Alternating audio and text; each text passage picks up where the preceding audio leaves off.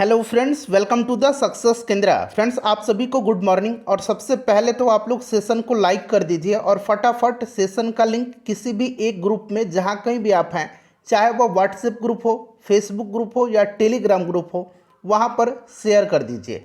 देखिए फ्रेंड्स, जैसे आप जानते हैं कि हम लोग बिहार पुलिस कांस्टेबल की जो भर्ती वर्ष 2023 में आई हुई है 21,391 पदों पर, उसके लिए हम लोग रोज़ एक सुपर प्रैक्टिस सेट को कवर करते हैं।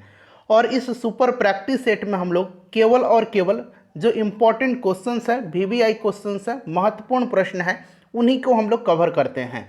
और आज हमारा यह सुपर प्रैक्टिस सेट का सेट नंबर 9 है। इससे पहले ऑलरेडी मैंने आपको सेट नंबर 1 से लेकर के 8 तक को पूरी डिटेल में कवर करा दिया था। अगर आपने इन वीडियोज़ को नहीं देखा है तो ज़रूर देख लीजिएगा, लिंक आपको डिस्क्रिप्शन बॉक्स में मिल जाएगा आज के सेशन का। चैनल पर अगर आप पहली बार विजिट कर रहे हैं और बिहार पुलिस की तैयारी बेहतरीन तरीके से करना चाहते हैं तो चैनल को सब्सक्राइब कर लीजिए और ये जो बेल आइकन है, घंटी का निशान है, इसको ज़रूर दबा लीजिएगा, ताकि जब भी बिहार पुलिस कांस्टेबल भर्ती 2023 से संबंधित कोई भी इंपॉर्टेंट वीडियो अपलोड किया जाए तो इसका नोटिफिकेशन सबसे पहले आपके पास पहुँच जाए। तो चलिए सेशन आज का स्टार्ट करते हैं। फटाफट सेशन को एक बार फिर से मैं रिक्वेस्ट कर रहा हूँ कि लाइक कर दीजिए फ्रेंड्स, और इसका लिंक किसी भी एक ग्रुप में शेयर कर दीजिए। चलिए स्टार्ट करते हैं आज के सेशन का, यानी कि Bihar police constable super practice set number 9 का पहला प्रश्न आपके सामने है। पहला प्रश्न पढ़ेंगे कि कोई राज्य उन अधिकारों द्वारा जाना जाता है जिन्हें वह बनाए रखता है, यह कथन किसका है? फटाफट आप लोग आंसर लाइव चैट में कमेंट करके बताएंगे। कोई राज्य उन अधिकारों द्वारा जाना जाता है जिन्हें वह बनाए रखता है, यह कथन किसका है? सभी लोग आंसर लाइव चैट में कमेंट करेंगे। और आंसर किस प्रकार से कमेंट करना है, तो यहाँ पर आप क्वेश्चन का नंबर लिखेंगे, जैसे कि यह पहला प्रश्न है, और जो ऑप्शन करेक्ट है यहाँ पर ऑप्शन लिख देंगे। जैसे कि ए करेक्ट है तो ए लिखिएगा, बी है तो बी लिखिएगा, सी है तो सी टाइप करेंगे, और डी है करेक्ट तो डी टाइप करेंगे। क्लियर है? फटाफट आप लोग आंसर लाइव चैट में देकर के बताएंगे और कोशिश करेंगे 5 से 7 सेकंड के अंदर आंसर कमेंट करने का। फ्रेंड्स, आपसे फिर से मैं रिक्वेस्ट कर रहा हूं कि एक बार सेशन को लाइक कर दीजिए और इसका लिंक शेयर कर दीजिए। बताइए, कोई राज्य उन अधिकारों द्वारा जाना जाता है जिन्हें वह बनाए रखता है, यह कथन किसका है? तो देखिए, यह जो कथन है, कोई राज्य उन अधिकारों द्वारा जाना जाता है जिन्हें वह बनाए रखता है, यह कथन हैरोल्ड जे लास्की का है। तो ऑप्शन नंबर यहाँ पर देखिएगा, डी राइट आंसर हो जाएगा, लॉस्की, हैरोल्ड जे लॉस्की। कहीं कहीं एच जे लॉस्की भी आपको लिखा मिलेगा, ठीक है, एच जे लॉस्की। तो ध्यान रखेंगे, option number D Laski correct answer हो जाएगा। अच्छा, यहाँ से कुछ इंपॉर्टेंट पॉइंट्स मैं आपको बता रहा हूँ, जैसे कि मैकियावेली से संबंधित भी प्रश्न पूछा जाता है। आधुनिक राजनीतिक दर्शन का जनक मैकियावेली को कहा जाता है। ध्यान रखेंगे, अगर प्रश्न पूछा जाए कि आधुनिक राजनीतिक दर्शन का जनक किसको कहा जाता है, तो मैकियावेली को। मैकियावेली की एक प्रसिद्ध पुस्तक है द प्रिंस। अगर आपसे पूछा जाए कि द प्रिंस किसकी रचना है, तो याद रखेंगे आप किसकी रचना है? मैकियावेली की रचना है। क्लियर है? अच्छा, भारत का मैकियावेली किसको कहा जाता है, ये भी प्रश्न बनता है। भारत का मैकियावेली जो है, यह चाणक्य को कहा जाता है। किसको कहा जाता है? चाणक्य को भारत का मैकियावेली कहा जाता है। इतने सारे पॉइंट्स आपको ध्यान रखना है, इसलिए मैं बोलता हूं कि जो भी मैं एक्सप्लेन करता हूं उसको ध्यानपूर्वक आप सुनिए। इससे क्या होगा कि एक प्रश्न के साथ साथ आपके 2 से 3 प्रश्न जो हैं कवर होते चलेंगे। चलिए दूसरा प्रश्न कर लेंगे कि पहला एशियाई खेल कब और कहाँ खेला गया था? पहला जो एशियन गेम्स हुआ था, इसका आयोजन कब और कहाँ पर किया गया था? आंसर फटाफट सभी लोग कमेंट करेंगे, बताइएगा। राइट आंसर इसका क्या हो जाएगा? पहला एशियाई खेल कब और कहाँ खेला गया था, बताइए।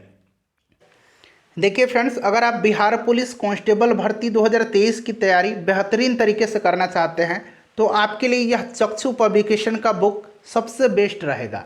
यहाँ पर आप देख सकते हैं, यह बुक जो है चक्षु पब्लिकेशन का है, बिहार पुलिस सिपाही भर्ती परीक्षा 2023।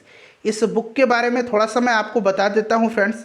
यहाँ पर आप नीचे आएंगे तो यहाँ पर देखेंगे विषय सूची में इस बुक में total 5 previous year question paper भी दिया गया है। जो सबसे लेटेस्ट बिहार पुलिस कांस्टेबल का एग्ज़ाम हुआ है उसका 5 क्वेश्चन पेपर है यहाँ पर। 21/3/2021 का प्रथम पाली का, 21/3/2021 का द्वितीय पाली का, 8/3/2020 का प्रथम पाली, 8/3/2020 का द्वितीय पाली और 22/10/2017 का question paper Bihar police constable का दिया गया है। साथ ही साथ देखिए इसमें टोटल जो है यहाँ पर आप देख सकते हैं, टोटल यहाँ पर 20 प्रैक्टिस सेट भी दिया गया है। टोटल यहाँ पर 20 प्रैक्टिस सेट दिया गया है और ये प्रैक्टिस सेट बहुत ही इम्पॉर्टेंट है, बहुत ही शानदार है, क्योंकि ये बिल्कुल नया जो बिहार पुलिस कांस्टेबल का पैटर्न है उस पर आधारित यह प्रैक्टिस सेट है।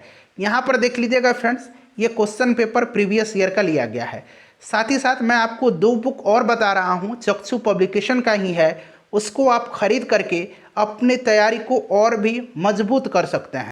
देखिए फ्रेंड्स, इन्हीं बुक्स की मैं बात कर रहा था, इन बुक्स को आप ले सकते हैं और अपनी बिहार पुलिस कांस्टेबल की तैयारी को और भी मजबूत कर सकते हैं।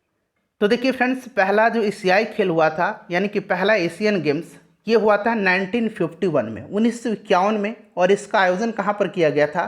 तो नई दिल्ली में किया गया था। Option number A correct answer हो जाएगा, ध्यान रखेंगे। अगर आपसे पूछा जाए कि दूसरा एशियाई खेल कब और कहाँ हुआ था, तो दूसरा 1954 में मनीला में हुआ था, तीसरा 1958 में टोक्यो में हुआ था, चौथा 1962 में जकार्ता में हुआ था। क्लियर है? अच्छा, 2023 में एशियाई खेल का आयोजन कहाँ पर होगा? तो ये चीन के होंगजू में होगा, चीन के होंगजू शहर में होगा। इसे भी आप ध्यान रखेंगे। क्लियर? चलिए नेक्स्ट क्वेश्चन है हमारा तीसरा प्रश्न कि निम्न में से कौन सा मुद्रा का प्राथमिक कार्य है? निम्न में से कौन सा मुद्रा का प्राथमिक कार्य है?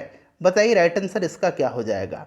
फ्रेंड्स, सेशन को प्लीज़ लाइक कर दीजिए। और यह जो सेशन है आज का थोड़ा सा टफ है, निराश नहीं होना है। अगर आप 30+ स्कोर करते हैं इस सेशन में तो समझिए कि आपकी तैयारी बहुत ही बढ़िया चल रही है और यही असली लेवल है बिहार पुलिस कांस्टेबल का। क्लियर? चलिए, निम्न में से कौन सा मुद्रा का प्राथमिक कार्य है? तो इसमें से मुद्रा का जो प्राथमिक कार्य है ये विनिमय का माध्यम और मूल्य का मापक। तो ऑप्शन नंबर ए जिन्होंने भी दिया है बिल्कुल उनका करेक्ट आंसर है। ठीक है, चलिए नेक्स्ट क्वेश्चन है हमारा कि ए ग्रामर ऑफ पॉलिटिक्स, यहाँ पर मैंने अंग्रेजी में भी लिखा है, ए ग्रामर ऑफ पॉलिटिक्स नामक पुस्तक के लेखक कौन है? बताइए राइट आंसर कमेंट करके। ए ग्रामर ऑफ पॉलिटिक्स नामक पुस्तक के लेखक कौन है? राइट आंसर इसका क्या होगा? सभी लोग कमेंट करेंगे आंसर, सारे के सारे लोग, जितने लोग जुड़े हुए हैं उनसे मैं एक बार रिक्वेस्ट कर रहा हूं फिर से कि सेशन को यार लाइक कर दीजिए और सेशन को ज़रूर शेयर कर दीजिएगा जब सेशन समाप्त होगा।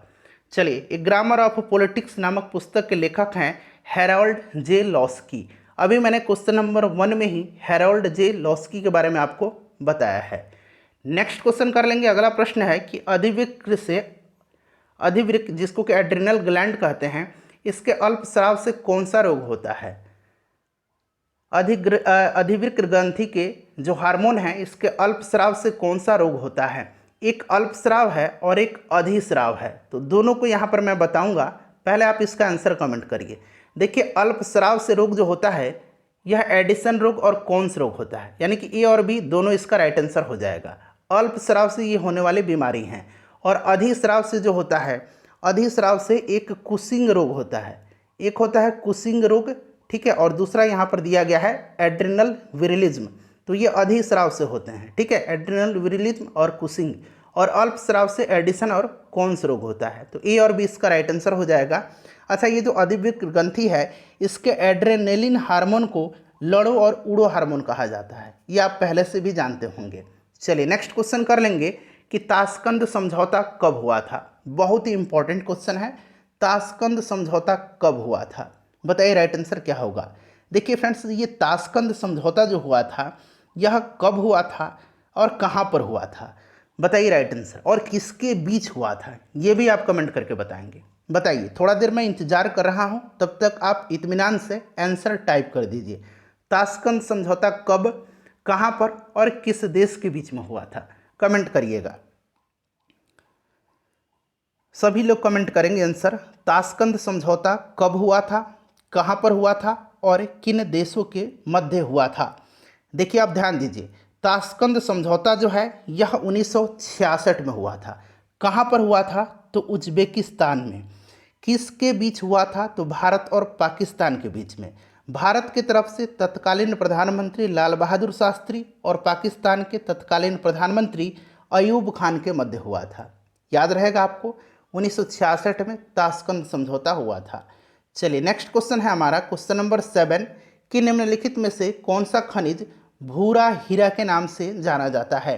भूरा हीरा के नाम से कौन सा खनिज जाना जाता है, नाम कमेंट करेंगे इस खनिज का।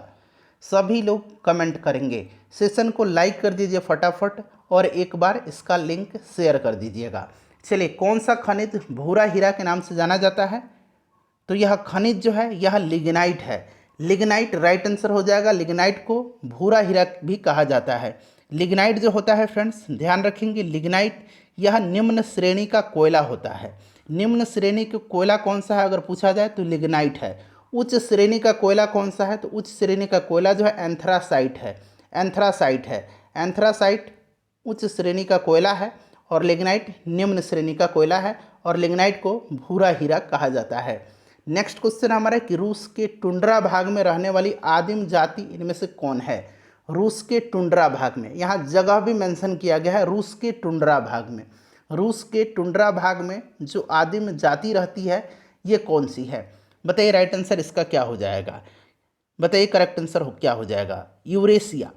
ठीक है, यूरेशिया के टुंड्रा निवासी को क्या कहा जाता है, तो याकुत कहा जाता है। यानी कि यहाँ रूस यूरेशिया, क्लियर है, याकुत कहा जाता है। अगर आपसे प्रश्न इस तरह से पूछ लिया जाए, यहाँ रूस के जगह अगर उत्तरी अमेरिका लिख देता कि उत्तरी अमेरिका के टुंड्रा भाग में रहने वाले आदिवासी को क्या कहा जाता है, जो आदिम जाति है, तो उत्तरी अमेरिका के टुंड्रा निवासी को एस्किमो कहा जाता है।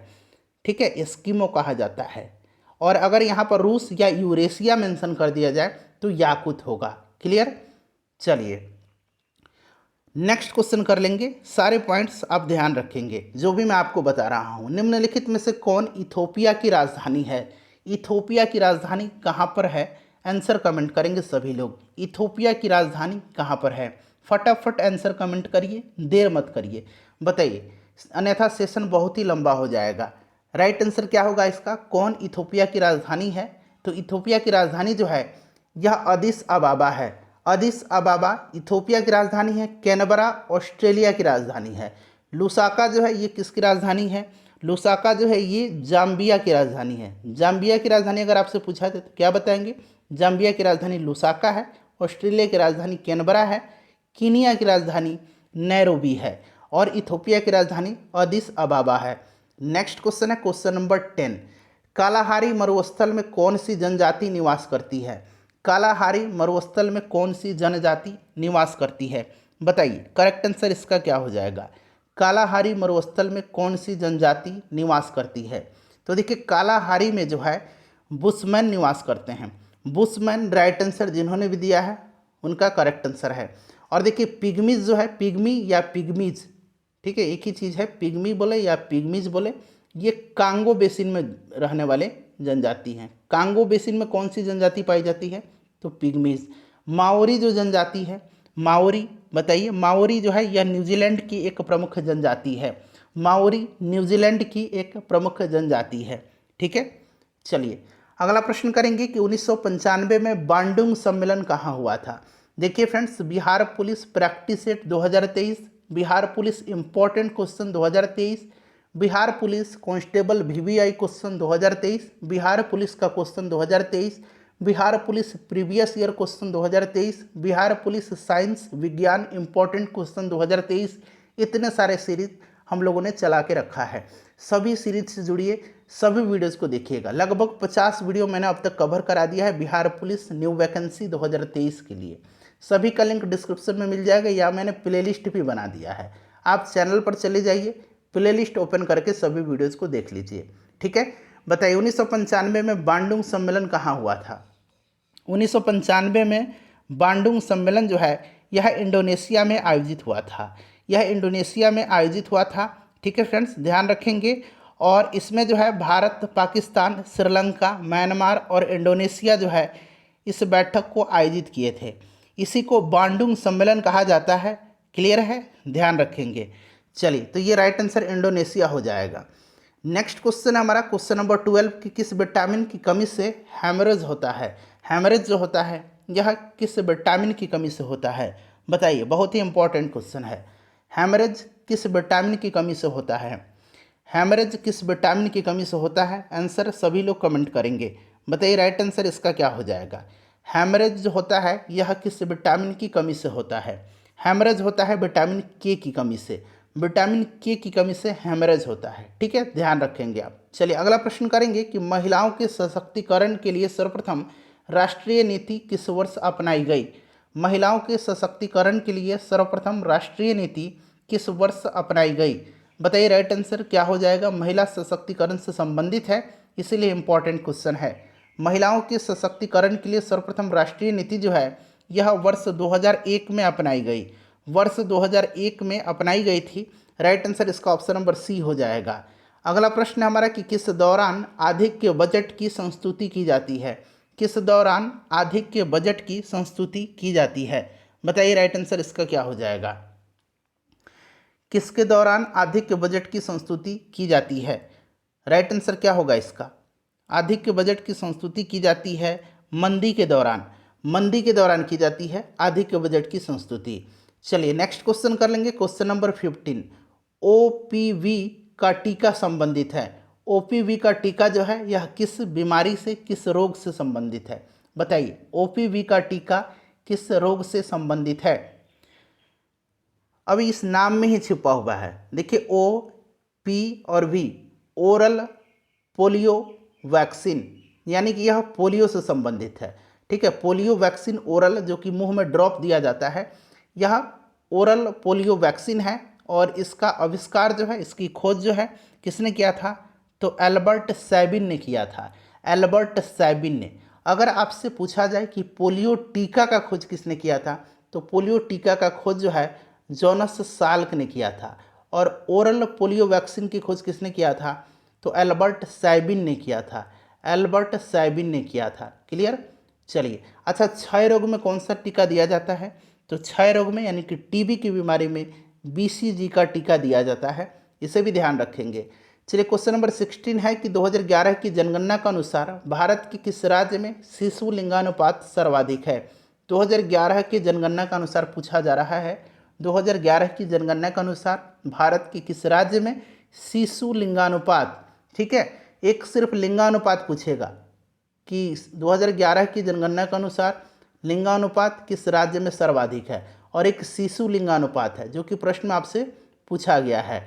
अब बताइए क्या होगा इसका राइट आंसर। यहाँ पर ध्यान दीजिएगा फ्रेंड्स, शिशु लिंगानुपात जो है 2011 की जनगणना के अनुसार सबसे ज़्यादा अरुणाचल प्रदेश में है, सबसे कम कहाँ पर है, तो सबसे कम हरियाणा में शिशु लिंगानुपात है। क्लियर। अच्छा, केवल अगर लिंगानुपात पूछेगा कि सबसे ज़्यादा लिंगानुपात वाला राज्य तो केरल है, और सबसे कम लिंगानुपात वाला राज्य फिर से हरियाणा है। शिशु लिंगानुपात भी कम है और ओवरऑल लिंगानुपात भी यहाँ पर कम है।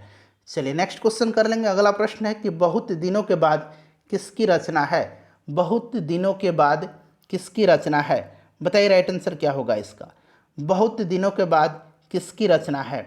देखिए बहुत दिनों के बाद जो है यह रचना किसकी है, तो बहुत दिनों के बाद यह रचना नागार्जुन की है।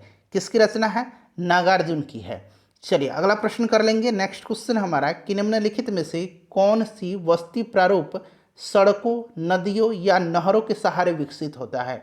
कौन सा इसमें से वस्ती का प्रारूप जो है सड़कों, नदियों या नहरों के सहारे जो है विकसित होता है। बताइए राइट आंसर क्या हो जाएगा।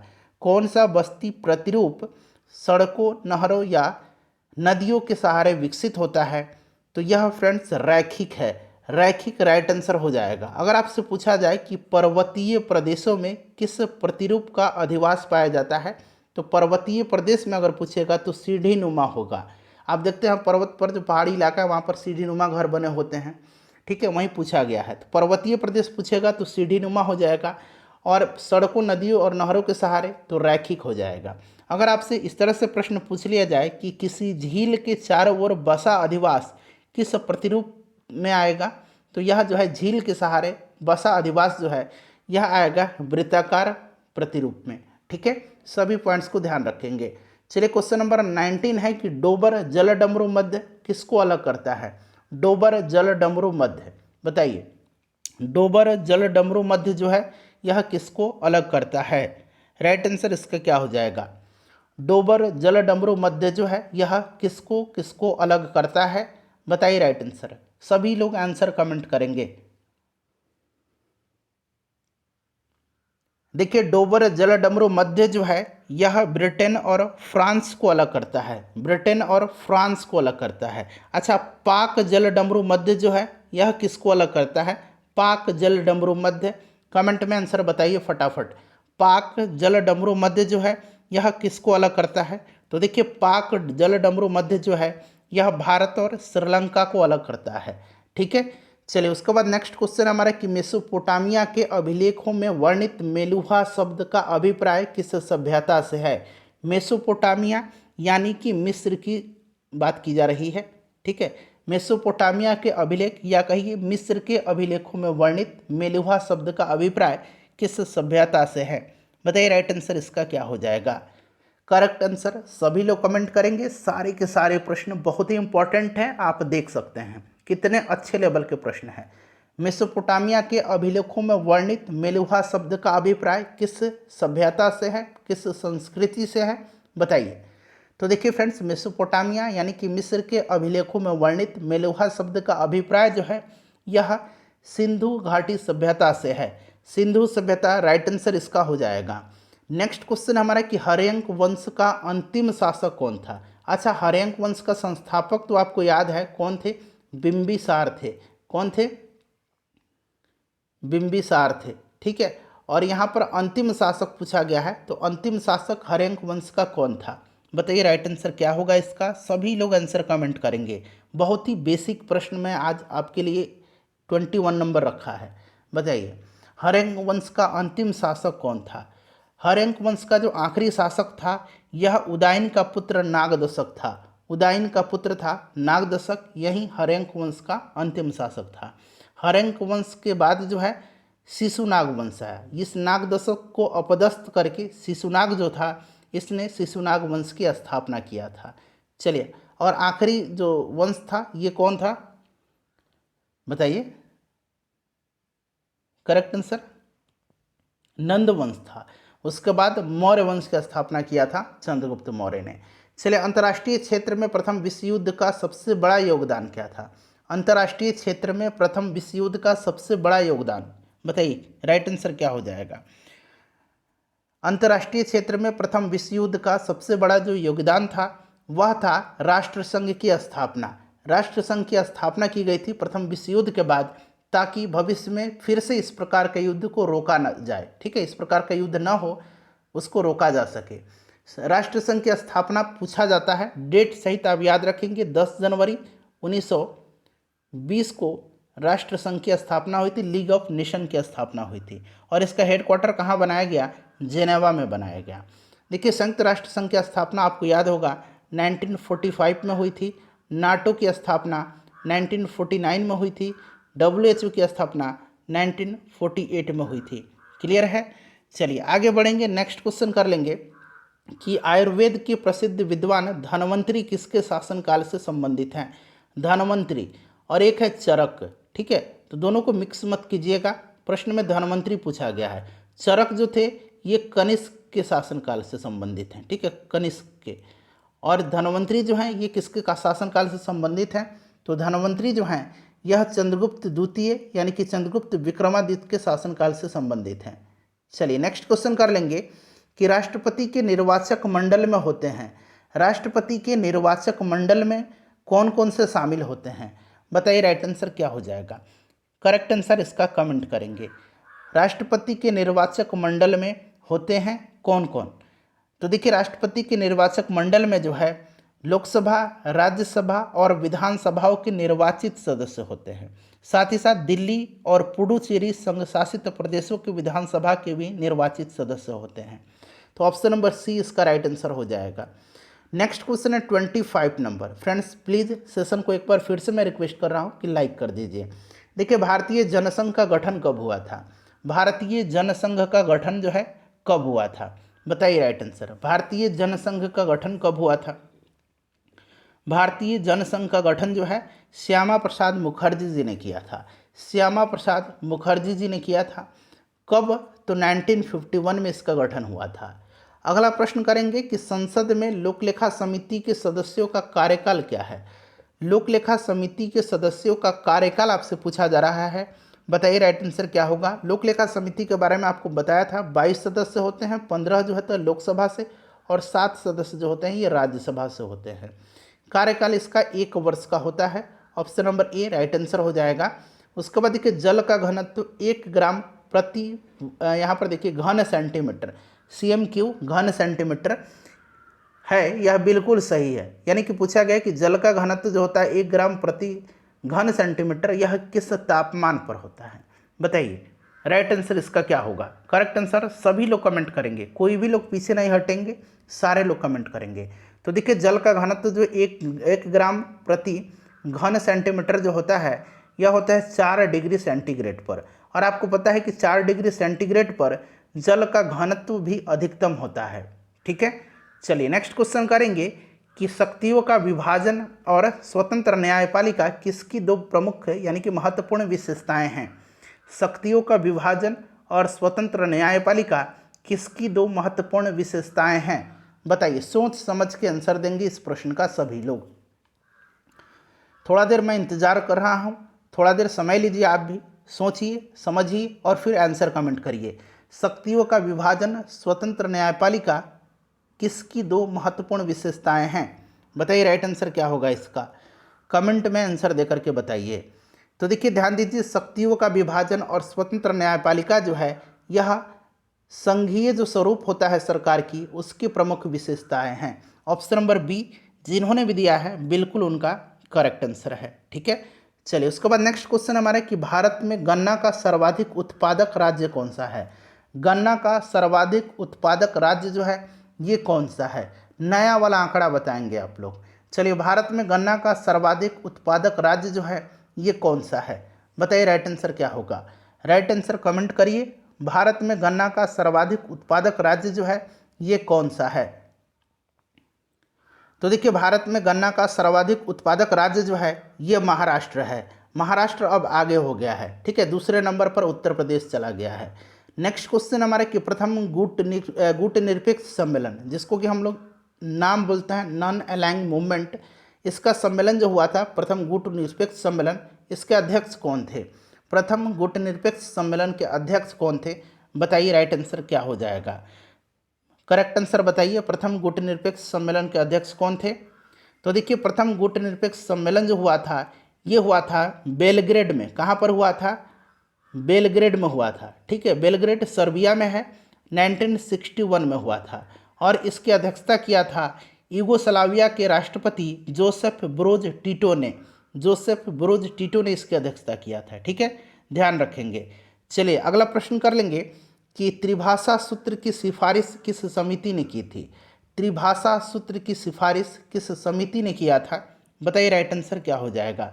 त्रिभाषा सूत्र का उद्देश्य क्या है। तो देखिए त्रिभाषा सूत्र का उद्देश्य हिंदी और गैर हिंदी भाषी राज्यों में भाषा के अंतर को समाप्त करना था। त्रिभाषा सूत्र का उद्देश्य हिंदी और गैर हिंदी भाषी राज्यों में भाषा का जो अंतर है उसको समाप्त करना था। त्रिभाषा सूत्र की सिफारिश जो है यह कोठारी समिति जो है इन्होंने ही सिफारिश किया था। चलिए नेक्स्ट क्वेश्चन हमारा कि विश्व का सबसे अधिक जनसंख्या घनत्व वाला महाद्वीप कौन सा है। सबसे अधिक जनसंख्या घनत्व वाला महादेश जो है, महाद्वीप जो है, कंटिनेंट जो है, यह कौन सा है। विश्व का सबसे अधिक जनसंख्या वाला महाद्वीप एशिया है।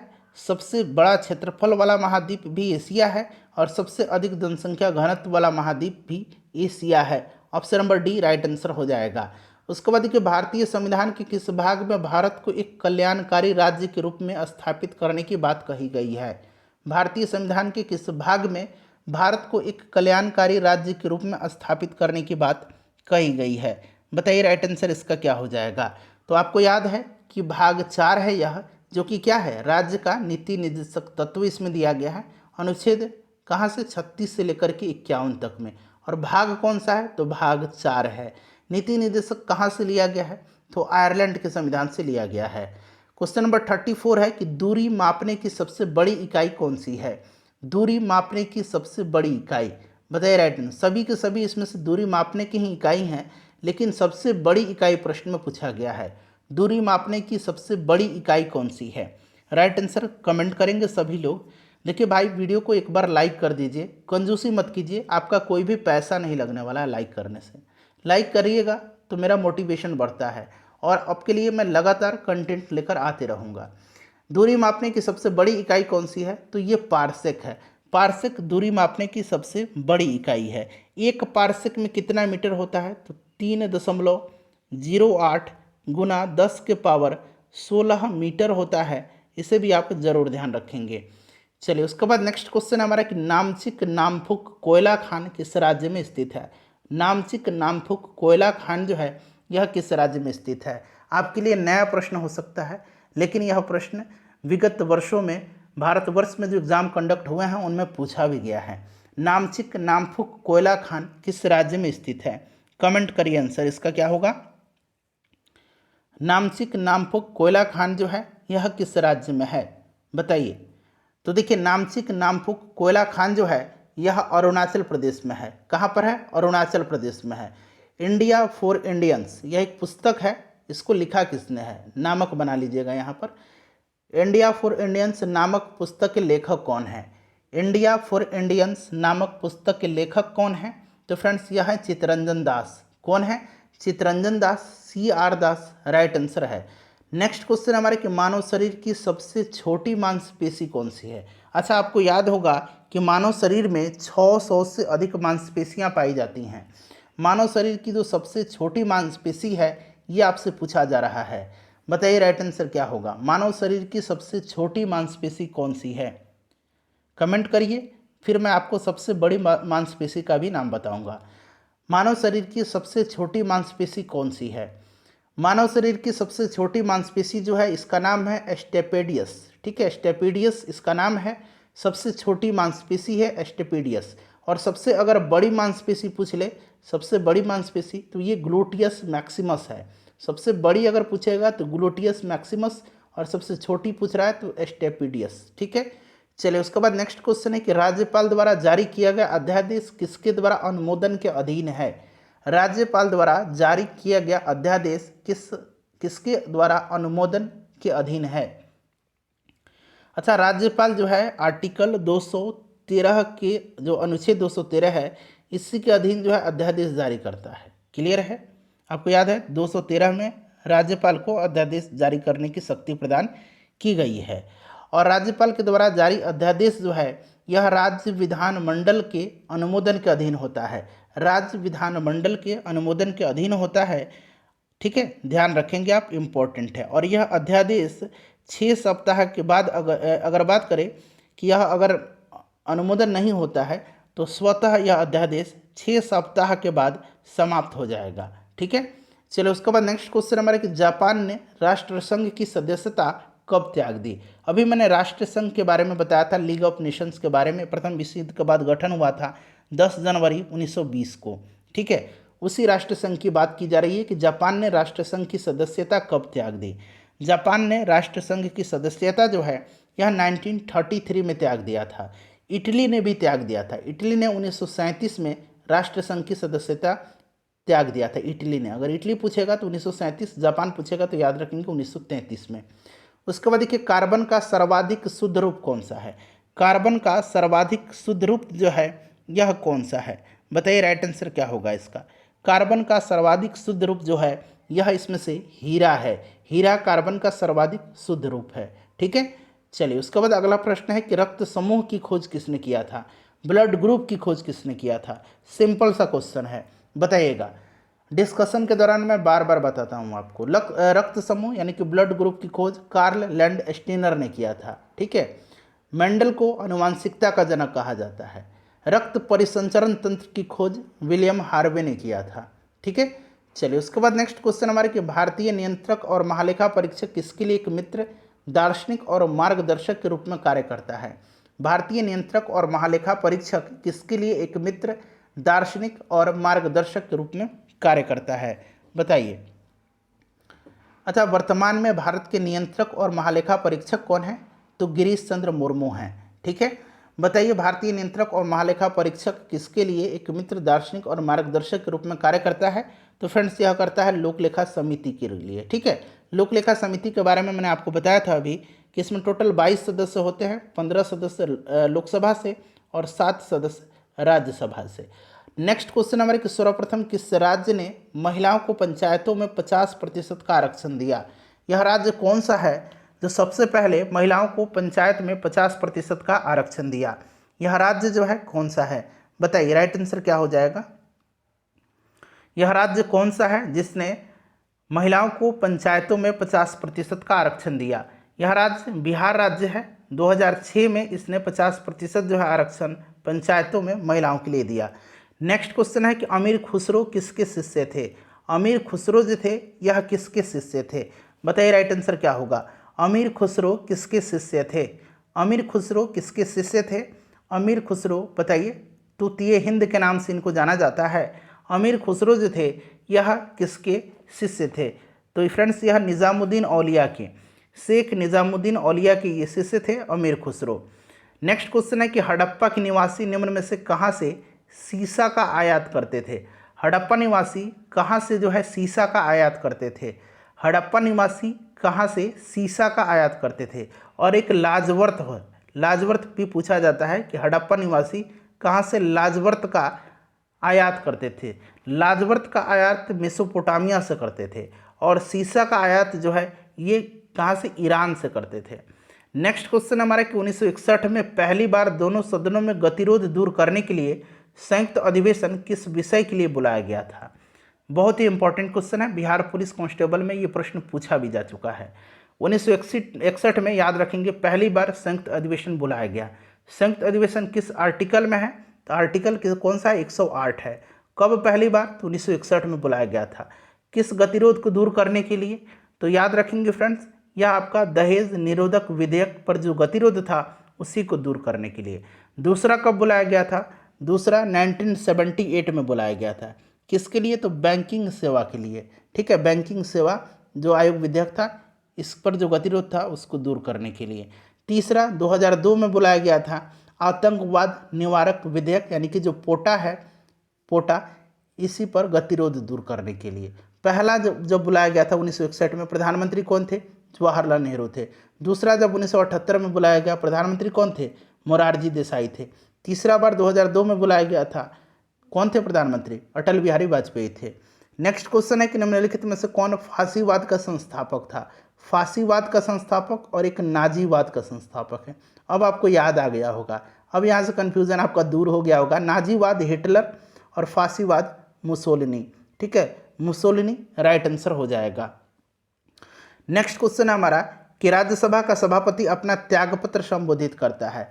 राज्यसभा का सभापति कौन है भाई? तो उपराष्ट्रपति है। उपराष्ट्रपति अपना त्यागपत्र किसको संबोधित करता है, बताइएगा? यानी कि यहाँ पर उपराष्ट्रपति न लिख करके राज्यसभा का सभापति लिखा गया है। ठीक है, राज्यसभा का सभापति के पद पर जब वो आसीन है तो वह अपना त्यागपत्र किसको संबोधित करके देगा? तो ये राष्ट्रपति को देगा। राष्ट्रपति option number A right answer हो जाएगा। 49 नंबर करेंगे। और देखिए, आप लोग अपना स्कोर जो है लाइव चैट में कमेंट नहीं करेंगे। अपना स्कोर आप लोग लाइव चैट में कमेंट मत करिएगा, आप लोग चले जाइएगा कमेंट बॉक्स में। जब सेशन समाप्त हो जाएगा तो आप बाहर निकलिए और कमेंट बॉक्स में जाइए, सेशन को काट दीजिए और फिर से उसको ओपन करिए। ठीक है, वीडियो को फिर से प्ले कर दीजिए और आप कमेंट में आइए और कमेंट में अपना स्कोर बताइए। जब प्रकाश एक माध्यम से दूसरे माध्यम में जाता है तो निम्न में से कौन सा नहीं बदलता है? बताइए, कौन सा नहीं बदलता है? जब प्रकाश एक माध्यम से दूसरे माध्यम में जाता है तो निम्न में से कौन सा नहीं बदलता है?